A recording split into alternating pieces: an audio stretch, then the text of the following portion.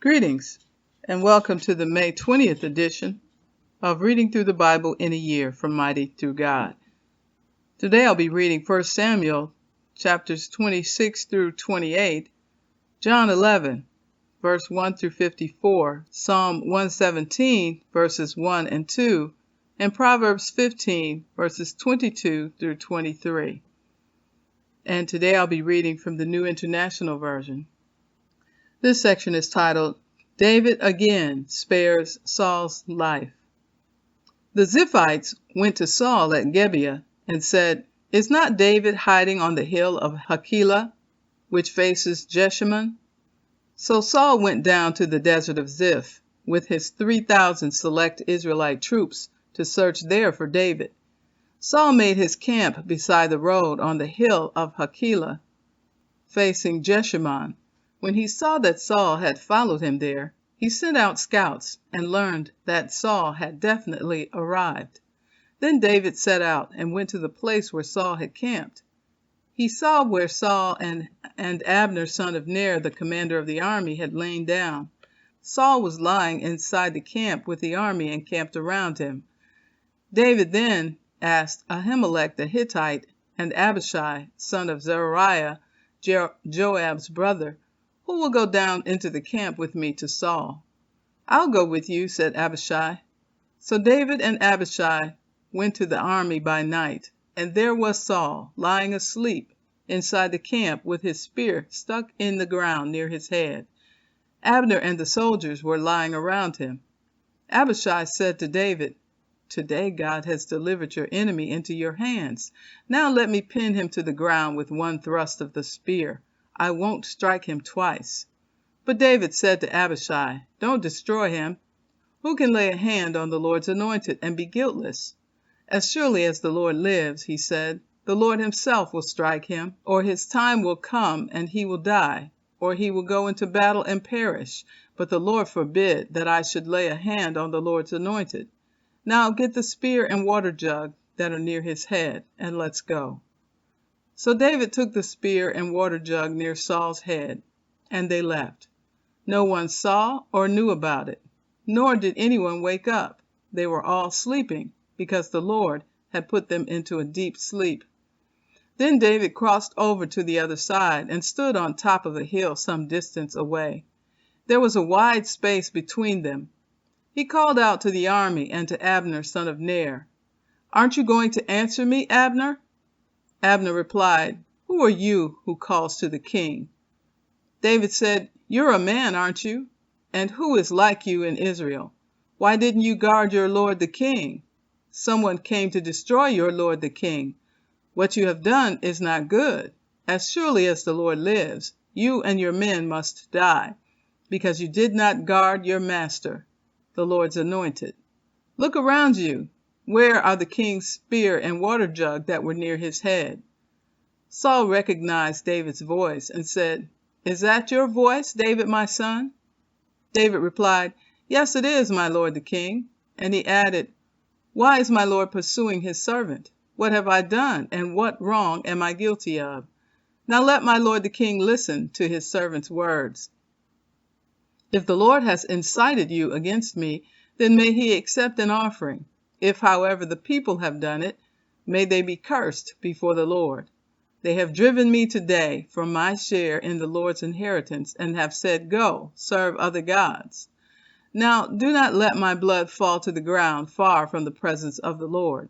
The king of Israel has come out to look for a flea, as one hunts a partridge in the mountains. Then Saul said, I have sinned. Come back, David, my son, because you consider my life precious today. I will not try to harm you again. Surely I have acted like a fool and have been terribly wrong. Here is the king's spear, David answered. Let one of your young men come over and get it. The Lord rewards everyone for their righteousness and faithfulness. The Lord delivered you into my hands today, but I would not lay a hand on the Lord's anointed. As surely as I have valued your life today, so may the Lord value my life and deliver me from all trouble. Then Saul said to David, May you be blessed, David, my son. You will do great things and surely triumph. So David went on his way, and Saul returned home. Chapter 27. But David thought to himself, one of these days I will be destroyed by the hand of Saul. The best thing I can do is to escape to the land of the Philistines. Then Saul will give up searching for me anywhere in Israel, and I will slip out of his hand. So David and the 600 men with him left and went over to Achish, son of Mach, king of Gath. David and his men settled in Gath with Achish. Each man had his family with him, and David had his 2 wives, Ahinoam of Jezreel and Abigail of Carmel, the widow of Nabal. When Saul was told that David had fled to Gath, he no longer searched for him. Then David said to Achish, "If I have found favor in your eyes, let a place be assigned to me in one of the country towns, that I may live there. Why should your servant live in the royal city with you?" So on that day Achish gave him Ziklag, and it has belonged to the kings of Judah ever since. David lived in Philistine territory a year and 4 months. Now David and his men went up and raided the Geshurites, the Girzites, and the Amalekites. From ancient times these people had lived in the land extending to Shur and Egypt. Whenever David attacked an area, he did not leave a man or woman alive, but took sheep and cattle, donkeys and camels, and clothes. Then he returned to Achish. When Achish asked, "Where did you go raiding today?" David would say, "Against the Negev of Judah, or against the Negev of Jerahmeel, or against the Negev of the Kenites." He did not leave a man or woman alive to be brought to Gath, for he thought they might inform on us and say, "This is what David did." And such was his practice as long as he lived in Philistine territory. Achish trusted David and said to himself, "He has become so obnoxious to his people, the Israelites, that he will be my servant for life." Chapter 28. In those days the Philistines gathered their forces to fight against Israel. Achish said to David, "You must understand that you and your men will accompany me in the army." David said, "Then you will see for yourself what your servant can do." Achish replied, "Very well, I will make you my bodyguard for life." Now Samuel was dead, and all Israel had mourned for him, and buried him in his own town of Ramah. Saul had expelled the mediums and spiritists from the land. The Philistines assembled and came and set up camp at Shunem, while Saul gathered all Israel and set up camp at Gilboa. When Saul saw the Philistine army, he was afraid. Terror filled his heart.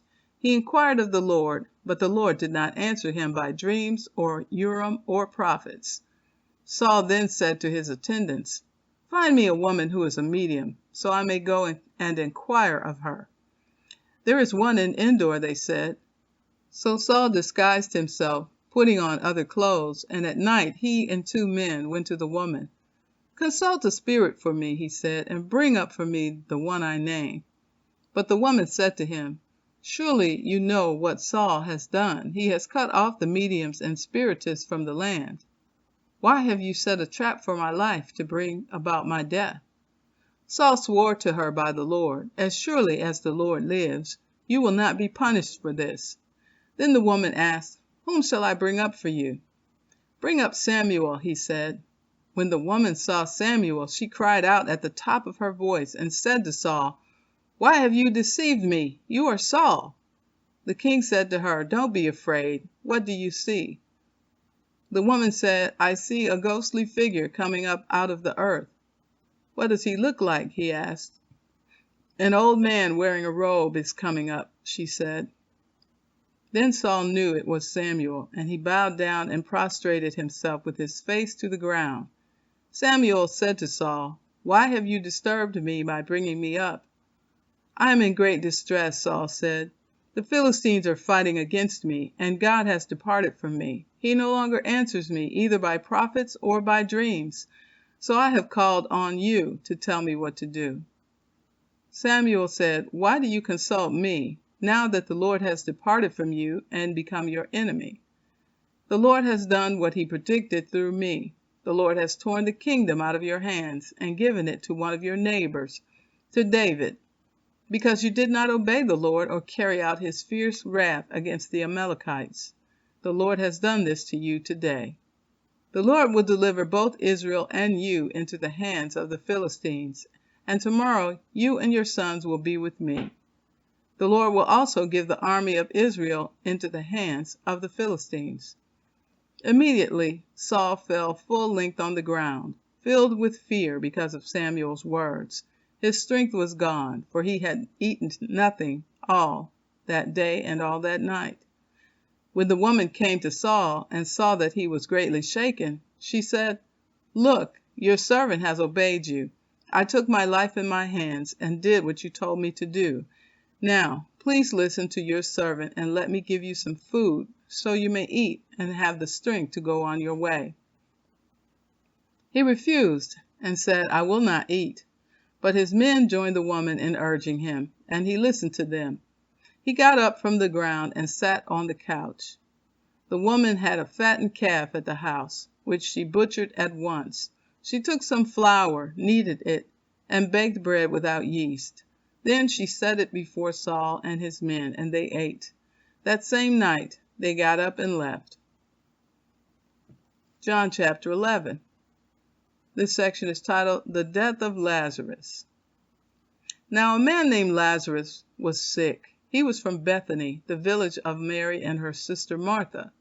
This Mary, whose brother Lazarus now lay sick, was the same one who poured perfume on the Lord and wiped his feet with her hair. So the sisters sent word to Jesus, "Lord, the one you love is sick." When he heard this, Jesus said, "This sickness will not end in death. No, it is for God's glory, so that God's Son may be glorified through it." Now Jesus loved Martha and her sister and Lazarus. So when he heard that Lazarus was sick, he stayed where he was 2 more days. And then he said to his disciples, "Let us go back to Judea." "But Rabbi," they said, "a short while ago the Jews there tried to stone you, and yet you are going back?" Jesus answered, "Are there not 12 hours of daylight? Anyone who walks in the daytime will not stumble, for they see by the world's light. It is when a person walks at night that they stumble, for they have no light." After he had said this, he went on to tell them, "Our friend Lazarus has fallen asleep, but I am going there to wake him up." His disciples replied, "Lord, if he sleeps, he will get better." Jesus had been speaking of his death, but his disciples thought he meant natural sleep. So then he told them plainly, "Lazarus is dead, and for your sake I am glad I was not there, so that you may believe. But let us go to him." Then Thomas, also known as Didymus, said to the rest of the disciples, "Let us also go, that we may die with him." On his arrival, Jesus found that Lazarus had already been in the tomb for 4 days. Now Bethany was less than 2 miles from Jerusalem, and many Jews had come to Martha and Mary to comfort them in the loss of their brother. When Martha heard that Jesus was coming, she went out to meet him, but Mary stayed at home. "Lord," Martha said to Jesus, "if you had been here, my brother would not have died. But I know that even now God will give you whatever you ask." Jesus said to her, "Your brother will rise again." Martha answered, "I know he will rise in the resurrection at the last day." Jesus said to her, "I am the resurrection and the life. The one who believes in me will live, even though they die, and whoever lives by believing in me will never die. Do you believe this?" "Yes, Lord," she replied. "I believe that you are the Messiah, the Son of God, who is to come into the world." After she had said this, she went back and called her sister Mary aside. "The teacher is here," she said, "and is asking for you." When Mary heard this, she got up quickly and went to him.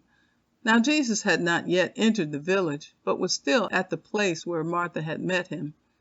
When the Jews who had been with Mary in the house comforting her noticed how quickly she got up and went out, they followed her, supposing she was going to the tomb to mourn there.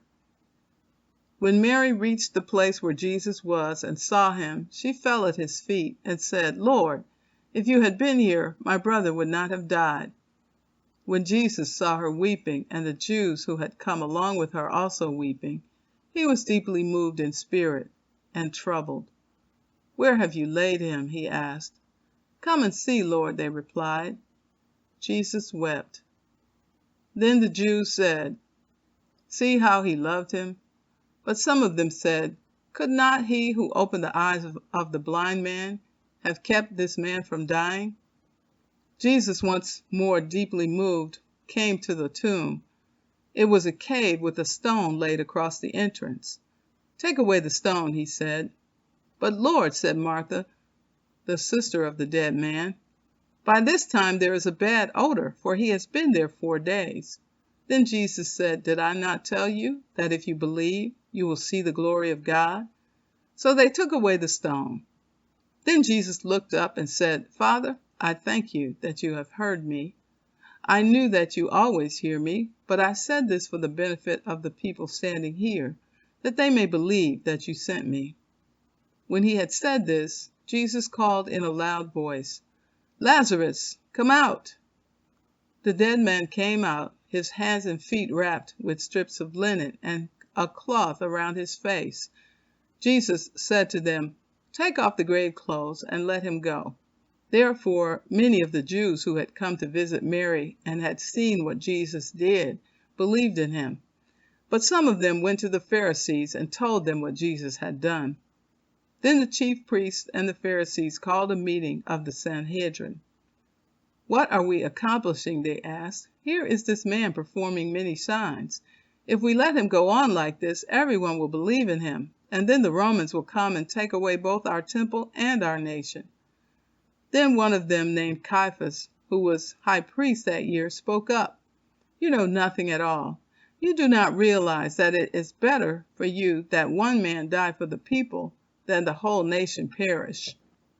He did not say this on his own, but as high priest that year he prophesied that Jesus would die for the Jewish nation, and not only for that nation but also for the scattered children of God, to bring them together and make them one. So from that day on they plotted to take his life. Therefore Jesus no longer moved about publicly among the people of Judea. Instead, he withdrew to a region near the wilderness, to a village called Ephraim, where he stayed with his disciples. Psalm 117. Praise the Lord, all you nations. Extol him, all you peoples.